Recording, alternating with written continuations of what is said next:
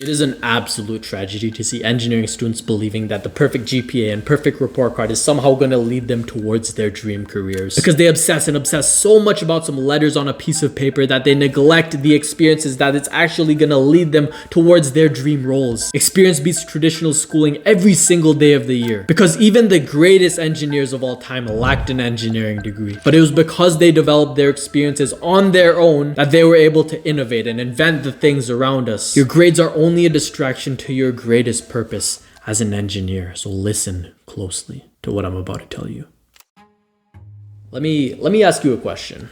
What was the number one reason that you stepped foot into university to study engineering? It was to develop your career, right?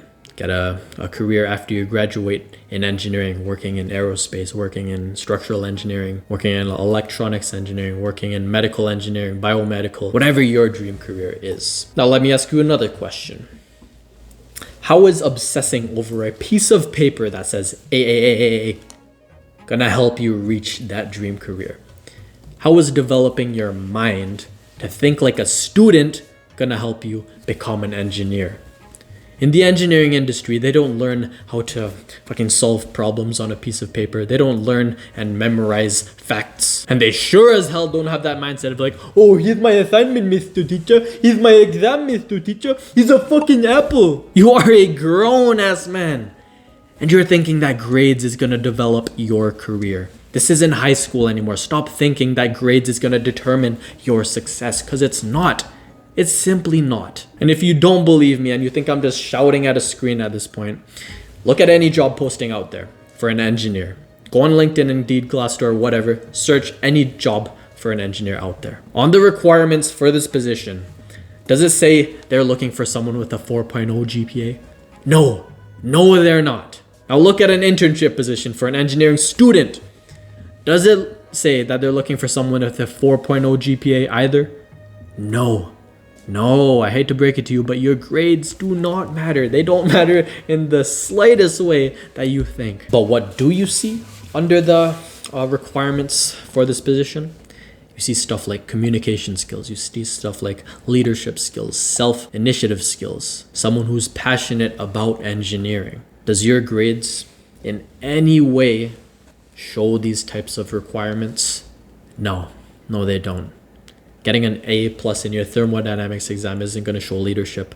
Getting a fucking A+ in your fluid mechanics exam isn't going to show communication skills. Getting straight A's isn't going to show initiative, because getting those straight A's required you to follow someone else's orders, not your own orders. That's what self-initiative is. Furthermore, everyone else around you is taking the same classes that you are right now. You see people working hard, studying up late nights, studying, fucking taking all-nighters. And then you also see people cheating to get these A+, using ChatGPT, using fucking Chegg, acting like a pretend-gineer. And guess what? These people who are lazy and these people who are working hard look the exact same on paper. Now, as a disclaimer, I'm not saying that you fucking fail all of your classes, skip your lectures, and slack off or zone out even if you do attend your lectures, because even that is pretend-gineer behavior. What I'm saying is that you need to dig deeper beyond the standard requirements as an engineering student of just your classes. You need to develop unique forms of experience.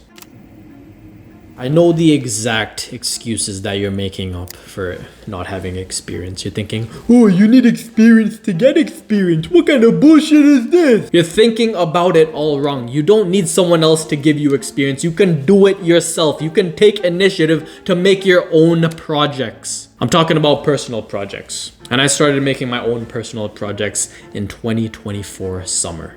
I started off by doing simple CAD models of mechanisms, and then I gradually started to make models of machinery. And then after about 8 months of doing this kind of shit, I got to the point where I was implementing the theoretical knowledge from my classes, like fluid mechanics principles, like gear principles. And the best part was that I gave myself instructions.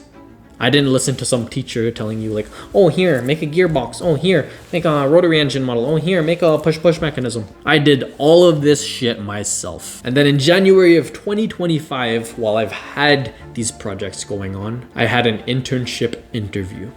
And in this internship interview, they're asking me a lot of questions about my problem solving skills, my technical skills as an engineer, and my critical thinking skills. Now imagine if I had been a good boy in university who just got the perfect straight A report card and the perfect GPA.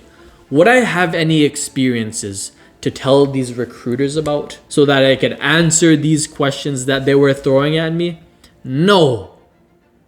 But because I wasn't a good little boy who got a perfect report card and I essentialized other things, which was my projects, I had stories to talk about. Literally, in the middle of the interview, one of the recruiters was looking at my YouTube channel where I was uploading videos about these projects. And he was so, I fucking mean this, okay? I'm not bullshitting you. He was so interested in this rotary engine model that I designed. He was like, oh, what gave you this idea just to design a rotary engine model? I was like, oh, yeah, I'm just a really passionate engineer who likes designing models of mechanisms and machinery. So the rotary engine model wasn't a hard decision for me to make a project about. He started asking me more questions about like, oh, what kinds of softwares do you use? Oh, what kinds of 3D printers do you use? And then he told me that they use 3D printers at this position. I was like, oh, really? What kinds of 3D printers do you use? I'm like, oh, nice. Do you use TPU? Do you use PETG? Do you use PLA? And he was like, oh yeah, we use TPU a lot. And since you're familiar with it, I think you'd really like these 3D printers. They kept asking me question after question and I just kept slicing them with ease. Why? Because I had experiences to talk about. Self-imposed experiences. Experience that I developed myself. I didn't have to join a co-op program from my university. I didn't have to join some design club, which are important. But in the case that I was in at the time, I was just really, really focused on my personal projects and I enjoyed it so fucking much. And because of it, I showed passion. I showed passion to these recruiters, which was one of the things that they were looking for. And a few weeks after nailing that fucking interview, I got the offer. And I was so excited. And you can be too if you just develop your experiences and stop this limiting belief of like, oh, you need experiences to get more experience. That's not true. And you know, the reason that you're making these excuses is probably because you're like, oh, I don't know what projects to make. I don't know what skills I should use. I don't know what types of theoretical knowledge I should implement into these projects. But I answer those exact questions and I make it easy for you to make projects in the link in the description in my program. If you made it this far, I really think you're fit for what I made for you. And I think you'd be a great part of the community within it.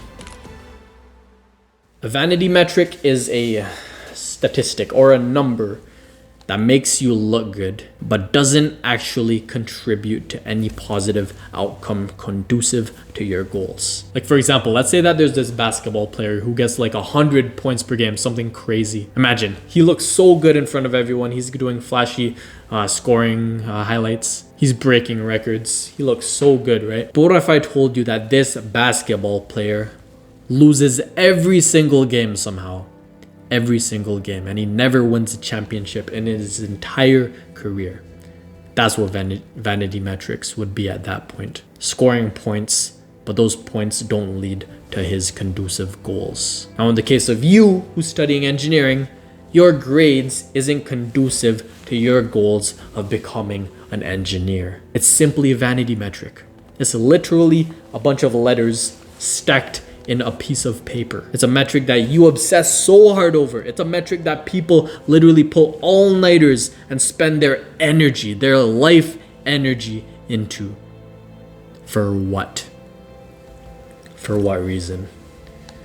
It's sad to see. Everyone has been sold the lie of getting the perfect grades. Your professors are like, oh, make sure you study hard.